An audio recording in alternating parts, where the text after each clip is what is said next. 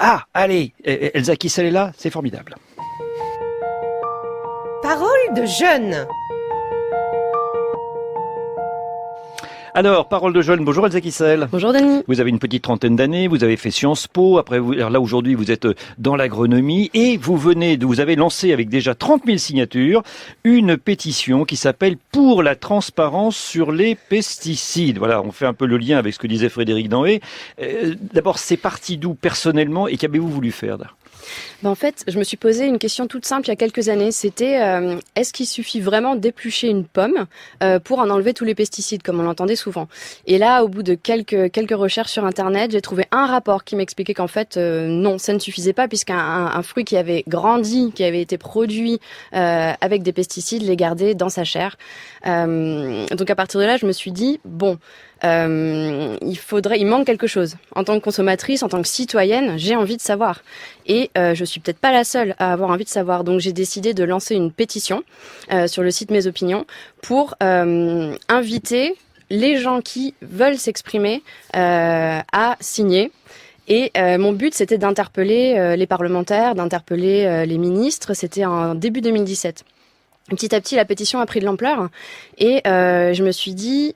il faut trouver une occasion de la mettre en valeur. Il faut trouver une occasion de faire entendre la voix des citoyens qui l'ont signée. Et là, c'est le moment, donc avec la loi sur l'alimentation, enfin l'agriculture et l'alimentation. Exactement. Il y a eu les États généraux de l'alimentation fin 2017. Donc là, j'ai fait une proposition sur la base de la pétition. À l'issue de ces États généraux de l'alimentation lancés par le gouvernement a présenté un projet de loi. Et ce projet de loi a été présenté en janvier. Je me suis dit, super, il va y avoir ma proposition dans le projet de loi. Et en fait, non, elle n'avait pas été reprise.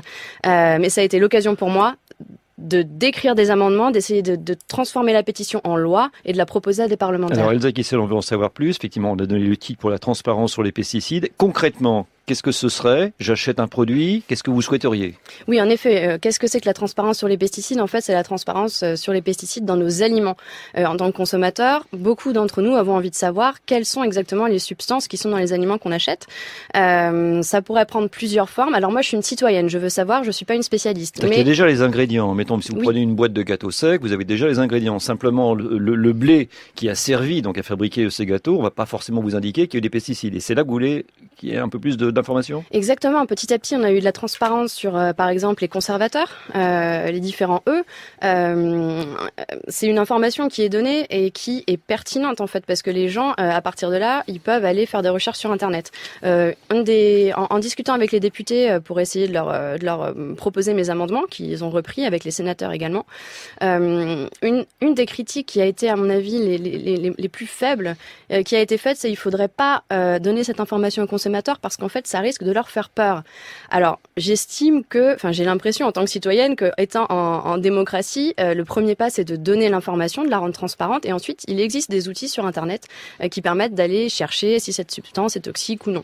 Frédéric. Mais en même temps, est-ce que ça servira à grand-chose ? Comme vous l'avez dit, il y a des E partout, ils sont indiqués partout, il y a même la mention aujourd'hui des formes nano-particulières de certains E, notamment le E571, et pourtant les gens continuent à acheter.